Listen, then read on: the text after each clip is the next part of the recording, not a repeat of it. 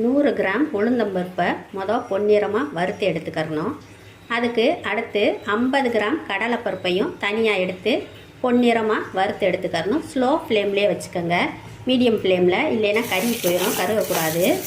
அடுத்து மிளகாய் வத்தல் நான் குண்டு வத்தல்னால ஒரு 20 போல் போட்டிருக்கேன். நீங்கள் உங்கள் காரத்துக்கு தகுந்த மாதிரி போட்டு அதை லேசாக பண்ணிக்கணும், வறுத்துக்கணும். அப்போ தான் அது நல்லா பவுடர் ஆகிறதுக்கு வசதியாக இருக்கும். வறுத்து எடுத்துகிட்டு பெருங்காயத்தூள் கொஞ்சம் போட்டு அதையும் வறுத்து எடுத்துக்கிடுவோம்.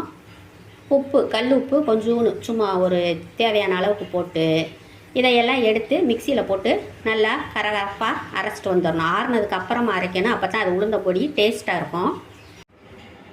இப்போ நம்ம மிளகாய் வத்தலை 2 சுற்று சுற்றியாச்சு. நம்ம இப்போ கடலைப்பருப்பையும் உளுந்தம்பருப்பையும் போட்டு பவுடர் பண்ணலாம்.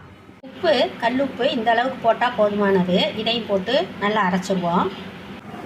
இப்போ மிக்சியில் பவுடர் பண்ணி எடுத்துகிட்டு வந்துட்டோம். உளுந்தம்பொடி ரெடி ஆயிடுச்சு. இது இட்லி, தோசை, சுடு சோறில் போட்டு நெய் ஊற்றி சாப்பிட்டாலும் நல்ல டேஸ்ட்டாகவும் இருக்கும். குழந்தைகளுக்கு நல்ல சத்து. உளுந்தம்பருப்பு அவசியம் நம்ம சேர்க்கணும். உளுந்தம்பருப்புலையும் கடலைப்பருப்புலையும் புரோட்டீன் நிறையா இருக்கிறதுனால நாம் இதை அவசியம் சேர்த்துக்கணும் உணவில். தொட்டு பார்ப்போம், நல்லாயிருக்கு. சுடுசோறில் 1 ஸ்பூன் உளுந்தம்பொடியை போட்டு நல்லெண்ணெயோ அல்லது நெய்யோ போட்டு பிசைஞ்சு சாப்பிட்டோம்னா சூப்பர் டேஸ்ட்டாக இருக்கும். நம்ம பவுடர் பண்ண உளுந்தம்பொடி நல்லா ஆறுனதுக்கு அப்புறமா ஒரு ஏர்டைட் கண்டெய்னரில் போட்டு வச்சுக்கிட்டோம்னா 1 மாதம்னாலும் கெட்டு போகாமல் நல்ல டேஸ்ட்டாக அப்படியே இருக்கும்.